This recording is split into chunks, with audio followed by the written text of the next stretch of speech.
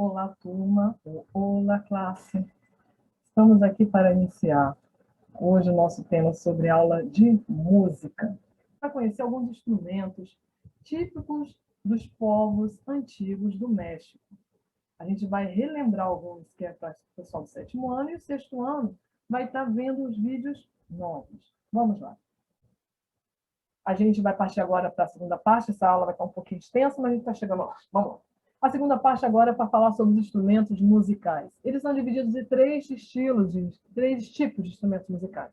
Em espanhol, são chamados de viento. Os instrumentos musicais, viento, são os instrumentos de sopro, que precisam soprar para sair o som. É apito, flauta, clarinete, oboé, sax, todos os instrumentos que precisam de soprar, a gente chama de los instrumentos de viento. Quando é percussão, tem que tocar, bater, a gente chama de percussão. Os instrumentos de percussão. E os instrumentos de cuerda, corda, são instrumentos como o violino, o violão, a guitarra, a harpa, e a gente está aqui vendo o piano. Aí você fala, professora, mas piano a gente toca a tecla. Porém, se você abrir o piano, lá tem um monte de fiozinho, de cordas. Então, é um martelinho que toca naquela corda quando você aperta o botão. Então, o piano é um instrumento de corda. Nós temos um instrumento brasileiro chamado berimbau, ele é múltiplo. Por quê? Ele tem a corda, que é tocada, ele tem cachixi, que é uma espécie de chocalho, ele tem também o próprio toque do berimbau, de vez em quando, segurar por baixo para segurar o som. Então, ele pode ser mais para percussão, mas também não deixa de ter corda no nosso berimbau. O instrumento musical muito antigo, muito antigo, um dos primeiros que a gente tem aí de sopro, que os cientistas acharam, né? Então, se a música tem mais de 60 mil anos no mundo, que a gente tem de registro, a gente sabe das pinturas, dos vasos egípcios, tinha gente dançando, tocando música, pintura mural dos maias, dos índios aqui do México, ou se não, uma pintura chinesa muito antiga. A gente já vê alguns instrumentos ali, mas o instrumento que eles encontraram nas escavações, esse aqui que parece um ovo, se chama chum. Tem cerca de 7 mil anos. Ele está inteirinho ali. Está no Museu da China. E esse segundo aqui se chama ocarina. É uma espécie, os dois são uma espécie de um apito. Não, a gente não vai chamar de flauta, porque ele não tem aquela parte aqui que a gente chama de fliple, ou o bico, o bocal, né? Para fazer o furinho aqui, para a gente chamar de flauta. Então, ele está mais próximo do apito, né? Então, esse instrumento de sopro, ele era um instrumento de sopro sagrado. Ele, ao mesmo tempo, era um instrumento musical e, ao mesmo tempo, eles achavam que o instrumento tinha um poder mágico. Se a gente lembrar de uma lenda alemã, que tem desenho animado pra caramba sobre ele, sobre o flautista, era um flautista de Hamelin, e ele tocava a flauta e via um monte de ratinhos junto, a historinha dele é mais ou menos assim. Já era uma lenda que se trazia essa ideia de uma flauta mágica que tinha um poder. E não vem assim do nada. Lenda vem de geração em geração, é folclórica. Mas os irmãos Grimm, ele pegou essa lenda e escreveu pela primeira vez um livro, para que mais gente do mundo inteiro conhecesse essa lenda alemã. Vamos descer mais um pouquinho, ver outros instrumentos. Ó. O apito, quanto tempo tem um apito? O apito mais antigo que eles encontraram tinha cerca de 30 mil anos. Eles encontraram, aqui na região da América, também alguns apitos dos nossos indígenas aqui no Brasil, pré-históricos também. A gente chama de índio só depois que o colonizador chega aqui na América. Aqui o índio não chama outro índio de índio, ele chama pelo nome da tribo dele. Né? Então, a gente vai chamar de indígena para a gente se localizar no tempo e espaço. Mas essas pessoas que eram povos muito antigos, que já viviam aqui na América, a gente fala com a América, a gente fala desde os Estados Unidos, Canadá, passando pelo México, chegando no Brasil, indo para o Chile, Argentina, todo esse espaço, existiam pessoas que moravam aqui e produziam arte. E essas pessoas já faziam alguns instrumentos musicais. Mas quando a gente começa a pegar o instrumento musical aqui da América, que tem 7 mil anos, e encontra um parecido em outra parte do mundo, a gente começa a entender como é que aquilo chegou aqui. A gente viu lá na aula sobre povos antigos que eles tiveram 3 formas de poderem chegar por aqui, ou pela África, ou pela Ásia, ou descendo pela própria América, atravessando da Europa para a América e vem descendo aos pouquinhos para cá, para a América do Sul, América Central, onde fica o México. A gente tem aqui uma flauta. Essa flauta foi encontrada lá na escavação da Alemanha. Ela só tem 5 buraquinhos. Ela é muito parecida com as flautas da Mesopotâmia. Mesopotâmia fica ali na região onde hoje é o Iraque. Os mesopotâmicos, a meso quer dizer entre dois rios, o rio Tigres e Eufrates. Esse povo ali viveu os sumérios, os babilônios, e eles tinham muito contato com o mundo africano. A gente sabe que o primeiro homem que surgiu no mundo, até então, a alçada mais antiga do mundo é na África, e da África partir para o resto do mundo, talvez esses instrumentos musicais encontrados na Mesopotâmia, encontrados na Alemanha, tenha sido de algum povo que trasladou e anos foram se passando e começou a produzir esse tipo de instrumento musical.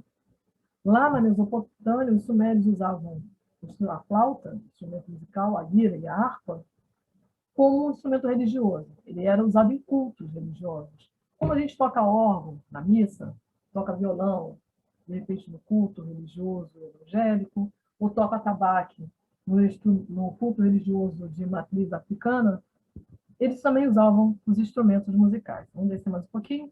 Ó, aqui tem fotografia lá de um vaso, uma parede do Egito.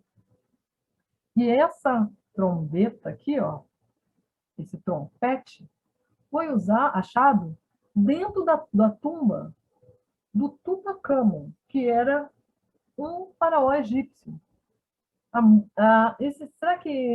Por que será que eles colocaram isso dentro no túmulo dele, depois que ele morreu? Será que era uma coisa mitológica? Era alguma coisa divina? Ou era porque ele tocava um instrumento musical?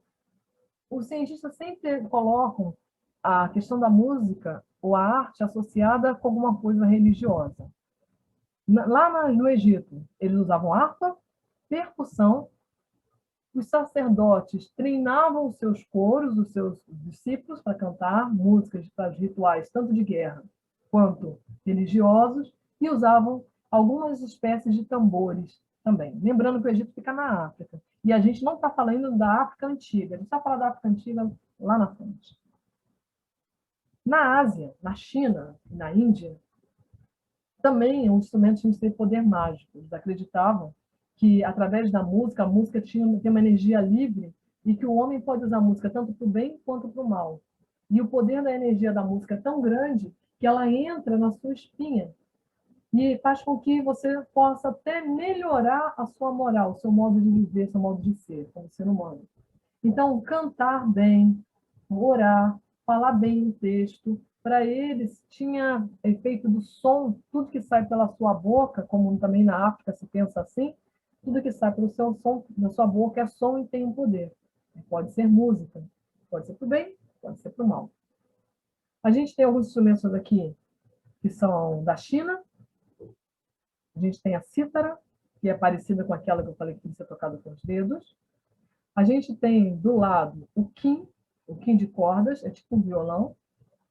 Muitas mulheres tocam instrumentos musicais há muitos anos na China, homens também tocam os tambores, deles lá. E a flauta aqui, a gente já consegue perceber uma flauta que tem a mesma idade, ou mais velha ainda do que aquela que a gente viu da Alemanha, que só tinha 5 furinhos. Essa na China tem 7 furinhos. O que mostra que as 7 notas musicais, há mais de 9 mil anos atrás, já existiam. Já estavam presentes nas músicas, em alguns instrumentos musicais ali. E passando pela Grécia, a Grécia fica ali também na Europa, a Grécia e Roma, tem alguns instrumentos que a gente começa a perceber nos vasos. A gente pode não ter um objeto instrumento, mas pode ter uma obra de arte que representa os músicos e ali mostra os tipos de instrumentos que usavam naquele local. Eles acreditavam muito em instrumentos de 4 cordas, com 4 notas. Os filósofos diziam que a música era tão importante quanto a matemática, que o homem tinha que conhecer tanto a matemática para viver o mundo, quanto a música e a dança e a tragédia grega. A gente vai falar disso lá no teatro. Vamos avançar mais um pouquinho aqui, ó, mais outro tipo de instrumento musical europeu. Esse primeiro aqui, ele se chama hidráulicos. Ele hidro é água. Então, ele era tocado, são tubos que são tocados com água. Tinha que ter água para tocar. Esse segundo aqui, em forma de curva, a gente chama de corvos. E tem o último aqui, que lembra a corneta, né? E tem um último aqui, que é um trompete reto, muito parecido com o Egito. Lembrando que do Egito era mais antigo do que essa aqui datada lá em Roma. E os tambores? O Brasil tem muito tambor. A gente tem muita música com percussão e tambor. Os tambores, eles são uma espécie de uma pele esticada num tronco. Isso era lá no passado. Hoje é uma pele sintética esticada, de repente, no metal. Mas esses primeiros tambores, que têm muito mais de que 8.000 anos, a gente está falando ali de um tambor preservado, intacto, encontrado na Europa. Por que toda hora está falando que foi encontrado na Europa, não foi encontrado na África, não foi encontrado no Brasil? Porque a escavação ela precisa de ter o apoio do governo ou de uma ONG. E isso envolve dinheiro, pagar cientistas para ir lá, passar 1 ano, 2 anos, 3 anos, pessoas cavando terra, achando para achar esses objetos. E nem todo país investe nisso. E nem toda nação investe na sua história do passado. E na Europa, eles têm esse hábito de fazer investimento na educação, mais na pesquisa, para poder entender até doenças de hoje, estudando o passado. Se você sabe que tem um vírus lá do passado que é muito parecido com o de hoje, como é que eles trataram lá no passado? Né? Então, que tipo de doença causada? Então, quando uma equipe de escavação entra, ela não entra só a arte, entra a arte, entra o cientista, entra o médico, entra outras áreas, entra a pessoa da arquitetura, para entender como é que se construíam os prédios naquela época também.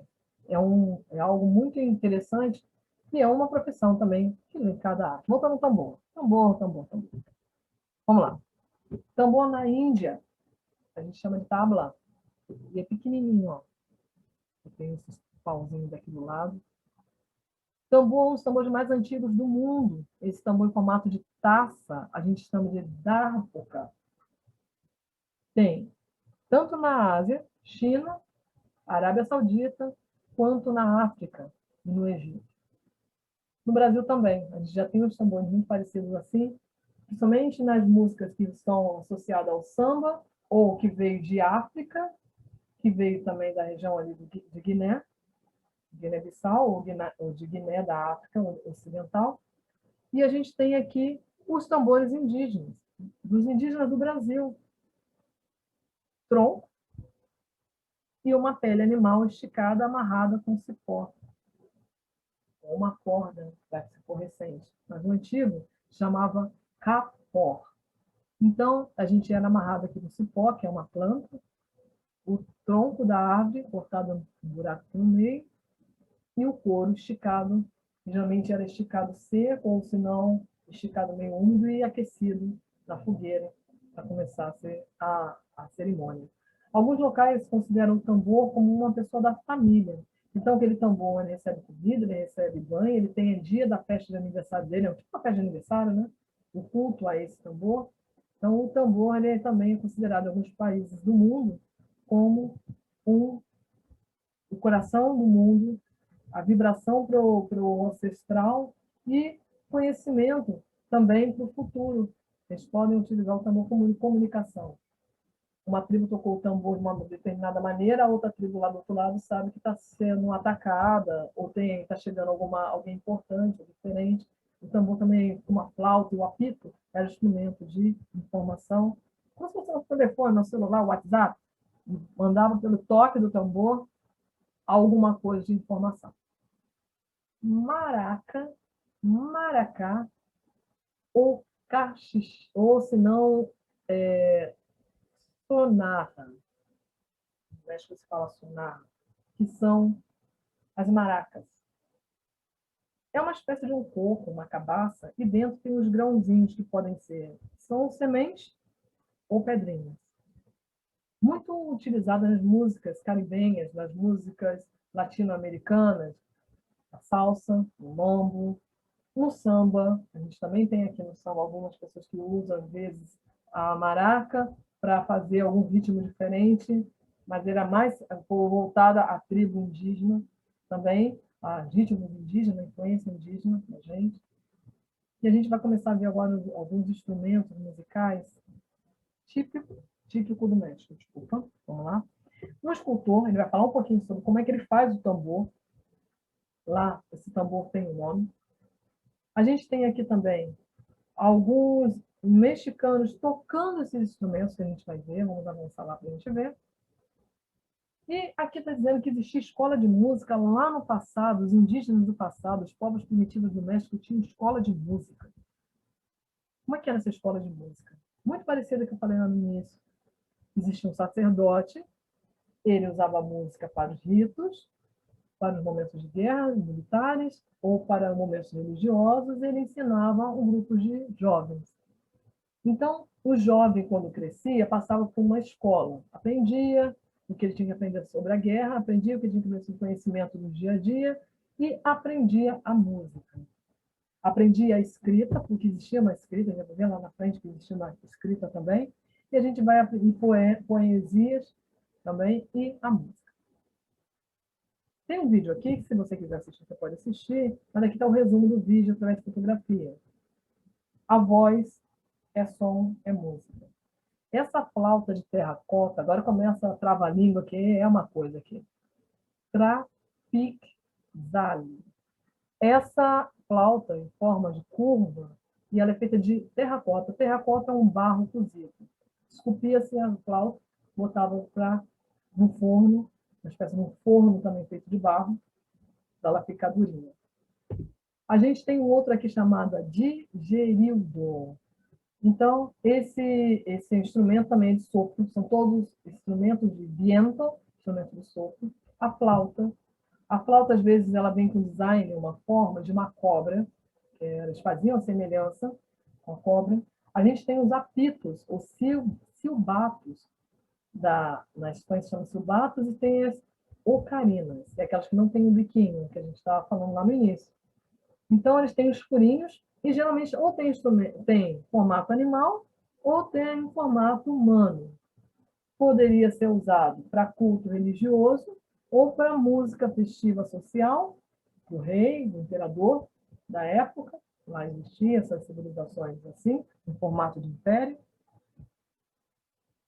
Avançando mais um pouquinho. Formato de patas de animal aqui, um apito também. Tem alguns apitos que são tocados junto com água. A gente está vendo agora o tambor mexicano, chamado de huel. É um tambor parecido com o nosso, também com tronco de madeira, só que ele vem com desenhos aqui, a gente quase não está vendo no vídeo, dá para ver melhor ainda. São desenhos que mostram, às vezes, ou um crocodilo, ou uma cobra, um deus. Ele vem todo desenhado, todo elaborado, todo com cavas em forma de desenho linear. A gente já falou sobre desenho linear. Aqui também decorado. Tem o pequeno, tem o grande. Quando ele é pequeno, tem um som agudo. Quando ele é grande, tem um som mais grave, se ele for largo, né? Tem o tempozastli. Ele tem que ter 2 pauzinhos para tocar. Ele é uma especinha de madeira, uma peça de madeira com cabeça de tigre, né? Ou de um felino, de um jaguar.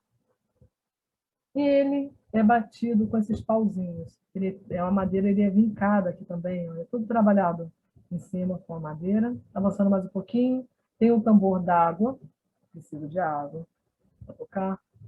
Tem o tambor de tubo, parecido com o que tem na África. Na África a gente tem esses 3, 4 instrumentos que a gente acabou de falar de percussão. Pode ser que essas tribos sejam oriundas dessa versão de ter vindo pessoas da África para a América muito antes de ser descoberta pelos europeus. A gente tem mais um instrumento aqui embaixo, que é o bafom. Esse outro aqui é tocado com pedrinhas. Vamos descer mais um pouquinho, amarrado, todo com cipó, casca de árvore. Poderia se usar osso também. A gente tem um que lembra o nosso reco-reco. Olha o nome difícil aí. Omixicauafli. Lembra muito com reco-reco, o instrumento africano, chamado também de dikanza. Ele é tocado com atrito, raspando. Quando você raspa, você vai conseguir fazer o som.